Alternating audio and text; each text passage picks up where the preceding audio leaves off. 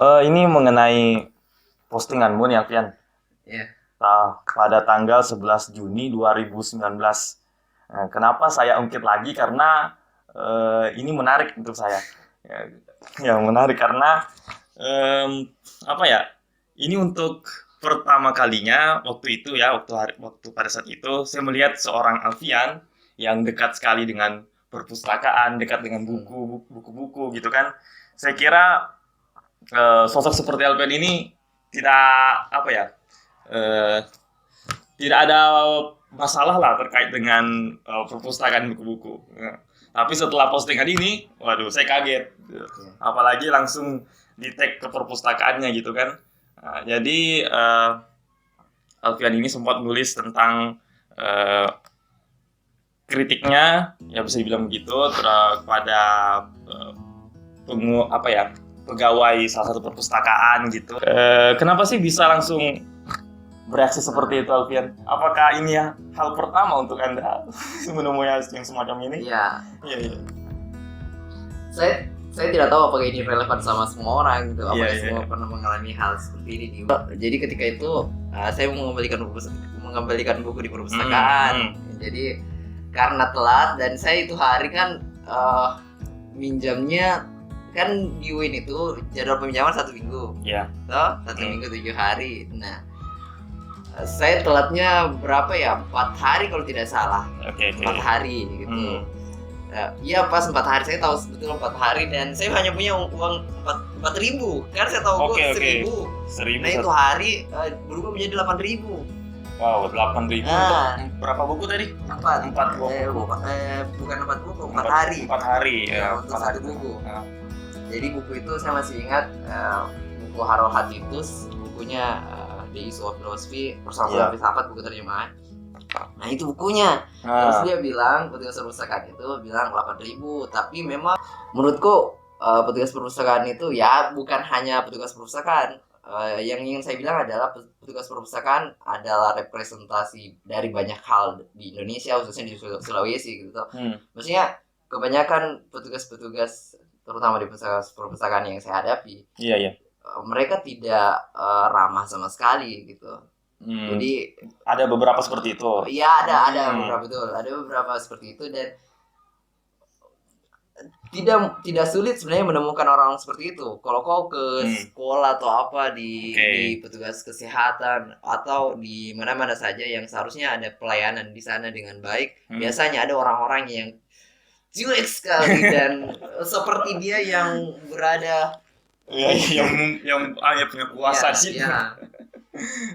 Jadi kurang lebih seperti itu sih, maksudnya saya tidak tahu kalau misalnya teman-teman nonton video ini di kanalnya Nofri, kalau teman-teman adalah anak UIN, saya bahkan pernah buat kolom yang di Instagram itu ada fitur yang jawab ask to me. Nah saya tulis di satu pertanyaan, apakah kalian pernah mengalami hal buruk di perpustakaan? Kebanyakan yang respon itu pernah, dan mereka tidak benar-benar tidak suka sama petugas perpustakaan gitu. Jadi ada pengalaman yang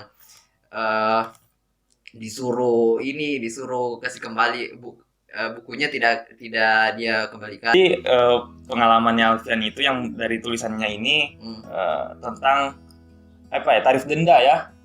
Jadi nominal awalnya itu terlambat 1 hari 1.000. Nah, jadi harusnya karena terlambat 4 hari harusnya 4.000 menjadi 8.000. Tapi saya tidak tahu ini sebenarnya persoalan uang dan itu tidak maksudnya sensitif sekali kalau persoalan uang kan. Tapi saya sebenarnya kenapa tiba-tiba menulis postingan ini dan dikomentari juga wakil rektor dulu. Nah, kenapa saya menulis itu sebenarnya bukan semata-mata karena uang gitu. Saya bisa membayar uang itu seberapa gitu. Tapi yang saya sangat keluhkan adalah pelayanannya itu gitu. Kira-kira kalau Nofri pernah nggak punya pengalaman buruk di perpustakaan? Pengalaman buruk di perpustakaan mungkin kurang lebih sama ya terkait pelayanan yang seperti itu. Itu baru pertama kali sih saya temui di perpustakaan. Ya sama sih perpustakaannya juga.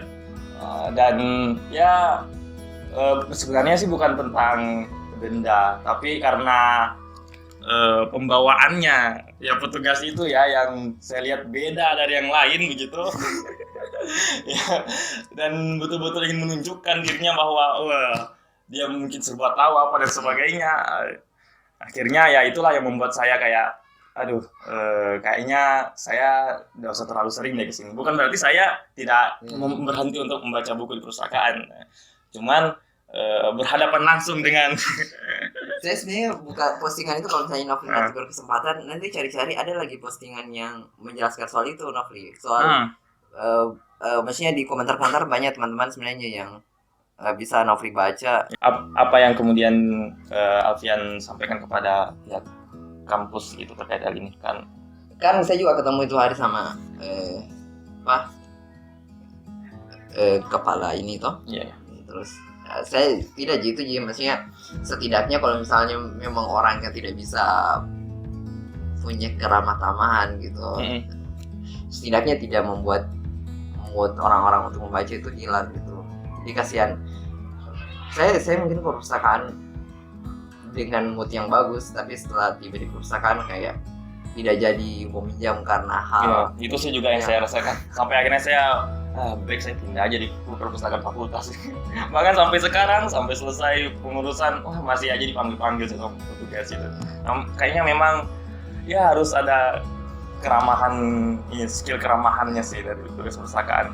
Atau memang karena sistem pendidikan kita ya, yang sistem pendidikan kita yang ternyata setelah kita selesai keluar, pekerjaan yang kita dapati ternyata tidak relevan juga dengan latar belakang pendidikan kita. Saya tidak tahu sih, maksudnya apakah yang Nofri maksud petugas perpustakaan itu bukan jurusan perpustakaan gitu maksudnya? Ya kayak seperti itulah mungkin, siapa tahu ada yang seperti itu sehingga ada semacam miss lah gitu. Iya sih, dalam maksudnya pekerjaannya. Untuk menganalisis soal itu sih sebenarnya banyak aspek aspek, maksudnya bukan hanya apakah barangkali mungkin dia alumni ilmu perpustakaan terus menjabat jadi petugas perpustakaan. Kalau menurutku pendidikan atau jurusan yang dia ambil sebelum menjadi petugas perpustakaan itu kecil sekali pengaruhnya gitu. Biasanya dari pribadi mereka memang. Selain itu juga faktor aturan. Kan kalau misalnya saya sebenarnya lebih nyaman ketika datang di Alfamart dibanding datang ke perpustakaan. Jadi ketika di Alfamart, oke, selamat datang Alfamart. Baru datang sudah disapa. Tapi saya biasa ketika disapa seperti itu, saya selalu sadar ketika saya masuk di Alfamart dan tiba-tiba disapa begitu, saya tiba-tiba sadar bahwa di balik keramah tamahan ada kayak apa ya namanya, SOP gitu, jadi standar operasional. Jadi kalau misalnya petugas perpustakaan itu kan ada SOP-nya, diwajib tersenyum, diwajib mengucapkan selamat datang, itu kan SOP namanya. Nah, di UIN Alauddin di perpustakaan saya tidak tahu. Itu masih jadi pertanyaan besar ya. Oke. Maksudnya enggak mesti kan setiap datang enggak mesti, tapi kan kalau kita yang mau pinjam buku setidaknya tersenyum itu. Iya, apalagi beribadah ibadah ya. Iya, maksudku apalagi berprestasi kan. Iya, betul. Saya takut. Nah, di situasi sekarang ya, Pian. Pandemi kan lagi pas awal-awal pandemi kemarin. Kita kan tidak boleh nih berkerumun, datang apa. Salah satunya adalah tempat yang mungkin perpustakaan ya. Kita tidak boleh lagi jaraknya berdekatan atau ya dicek dulu ataupun juga perpustakaannya memilih untuk tutup. Saya mengalami itu saat masa PSBB kemarin. Apakah memang perpustakaan atau metode perpustakaan sekarang itu harus dirubah gitu sesuai dengan situasi sekarang, karena melihat kita kan sekarang lebih ke online nih, aktivitas lebih ke online gitu. Apakah memang ini adalah teguran sudah saatnya nih perpustakaan ini? Iya. Sebenarnya pandemi benar-benar membuat perpustakaan harus berbenah diri gitu. Karena kan di luar negeri memang sudah lama toh, maksudnya dia memang selain kita bisa datang ke perpustakaan juga ada akses online, kita bisa pinjam via online dan bahkan ada di beberapa kayak yang disebutkan oleh di Australia National University Australian. Di situ katanya kita bisa minjam dan dia diantarkan gitu. Jadi kayak ada semacam pesan online gitu. Itu jauh sebelum pandemi datang. Nah, ketika pandemi datang, memang perpustakaan harus juga beradaptasi. Nah, salah satu adaptasi dari perpustakaan kan ada aplikasi Perpus. Ya, Perpustakaan Nasional. Ya, Epus UIN Alauddin bahkan. Ada. Betul. Jadi kalau saya mau teman-teman download, kalau anak UIN mau download aplikasi perpustakaan UIN Alauddin Makassar, teman-teman bisa pinjam buku secara online di sana, nonton di YouTube saya. Betul, ada itu. Jadi sudah bisa mengadaptasi lewat sana, karena kan penting juga, meskipun sebetulnya ini online atau tidak online, perpustakaan UIN Alauddin atau perpus dimanapun harus mengupdate koleksi buku-bukunya. Waduh, ya karena benar. saya lihat di perpustakaan online misalnya, buku-bukunya itu saja. Dan ya karena terlalu fokus ke yang fisik mungkin. Jadi yang saya tidak tahu, malah yang fisik juga. Oh iya. Apalagi ada sistem pembayaran sekarang alumni.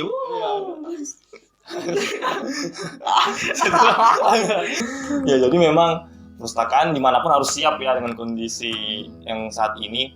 Apalagi kalau yang kan data-data yang sering beredar gitu bahwa minat baca di Indonesia itu rendah. Ternyata ketika saya ketahui juga dari beberapa teman-teman yang aktif di perpustakaan itu, ternyata ya salah satu indikatornya itu adalah pengunjung perpustakaannya yang dinilai. Jadi bukan persoalan minat bacanya apa gitu. Nah, menurut Alfian, minat baca itu datang daripada naluri sendiri atau memang ada pengaruh dari luar? Sebenarnya perpustakaan itu tidak selalu berarti sebuah institusi yang sifatnya fisikal gitu. Jadi tidak selalu kita harus datang ke perpustakaan. Jadi perpustakaan itu bisa bermakna lain yang lebih fleksibel gitu. Jadi misalnya teman-teman kalau di kamar teman-teman lebih nyaman atau lebih suka menyendiri, lebih suka membaca di dalam kamar dan lebih suka berpikir reflektif di sana, itu juga bisa dianggap sebagai tempat teman-teman. Bisa teman-teman sebut perpustakaan pribadi teman-teman gitu. Jadi kayak saya di sini, saya menyebutnya sebagai perpustakaan juga. Nah, bagaimana kalau misalnya saya tidak pernah berkunjung ke perpustakaan tapi saya ke sini? Itu kan tidak masuk indikasi bahwa saya punya minat baca gitu misalnya. Orang kan banyak sekali aspek. Pertanyaan kedua soal minat baca. Soal apakah minat baca itu dibentuk atau terbentuk sendiri, bagaimana gitu. Kalau saya pribadi, kalau yang saya lihat, minat baca itu sebetulnya selain dibentuk, dia terbentuk dari awal memang. Jadi kalau ada orang yang memang sejak kecil sudah bersentuhan dengan literasi yang bagus, itu punya bagus minat bacanya gitu. Maksudnya dari kecil memang dia dalam lingkungan keluarga yang paham aksara gitu. Nah, tetapi yang tidak paham aksara juga tidak berarti bahwa mereka tidak punya minat baca gitu. Jadi malah kenapa penting gerakan literasi dan sebagainya, itu untuk membangun minat baca itu, karena sebenarnya minat baca itu bisa dibangun. Jadi dengan cara apa? Dengan cara membuka luas akses kepada bacaan-bacaan. Jadi literasi itu bukan hanya soal membaca saja, membaca teks. Iya, membaca teks saja. Jadi kayak intinya literasi itu bisa dibentuk dan selain juga terbentuk gitu. Ya, seperti teori kepribadian. Jadi kepribadian itu bukan hanya berasal dari ID, ego dan superego gitu. Jadi tapi kalau Freud kan bilang begitu. Jadi kalau kepribadian itu dari diri sendiri saja. Tapi para filsuf psikoanalisa yang lain bilang kalau kepribadian kita terbentuk oleh lingkungan kita. Jadi ada dua aspek itu. Nah, kalau misalnya teman-teman baca, ada namanya psikoanalisis namanya Carl Jung. Lacan ini paling bagus karena dia menggabungkan antara pembentukan kepribadian orang dari luarnya dan dari dalam. Jadi dia menggabungkan, kalau Freud itu bilang dari orangnya saja, kepribadian kita dibentuk oleh diri kita saja. Dan Karl Marx bilang pribadi orang dibentuk oleh sosial ekonomi lingkungannya. Maka Lacan menyatukan itu. Jadi dia bilang kalau kepribadian itu dibentuk oleh bukan hanya lingkungan di sekitar kita, tapi juga kepribadian yang sifatnya ego, super ego dan ID itu gitu loh. Oh, jadi intinya kurang lebih seperti itu. saking beratnya pembahasan ini yang berawal dari persoalan harus punya efek gitu ya. Ya harus ada efek dentuman seperti itu. Ya. Jadi apa nih, mungkin Alfian punya pesan nih untuk sebagai closing statement sih untuk apa ya, pelayanan perpustakaan dan juga realitanya teman-teman yang saat ini apa ya, susah juga untuk ke perpustakaan karena situasi yang ya saya bilang tadi masih pandemi dan sebagainya. Itu juga sih, maksudnya pandemi dan tantangan-tantangan lain yang menghalangi kita ke perpustakaan itu sebenarnya kayak petugas perpustakaan. Saya yakin 1000 petugas perpustakaan yang menyebalkan itu saya pasti tetap membaca. Jadi petugas perpustakaan yang menyebalkan, pandemi yang menghalangi kita untuk ke perpustakaan dan sebagainya itu tidak akan mampu menghalangi minat dan hasrat membaca yang puas dari teman-teman gitu. Jadi puaskan kepuasan membaca teman-teman tetap dengan cara apa? Banyak sekali, misalnya bisa teman-teman baca e-book, bisa baca buku fisik juga. Jadi itu tergantung dari teman-teman. Kalau misalnya teman-teman pusing bagaimana cara membaca dan sebagainya atau mengakses buku bacaan di mana, saya sedang mengerjakan proyek toko buku online, toko buku di Makassar sekaligus perpustakaan di Makassar. Jadi wah, ya tungguin nanti di kontennya YouTube-nya Alfian. Ya betul. Oke deh, itu aja dulu. Terima kasih Nofri sudah undang ke kanal YouTube-nya. Oke, lanjutkan terus konten selanjutnya di Suara Dialektika.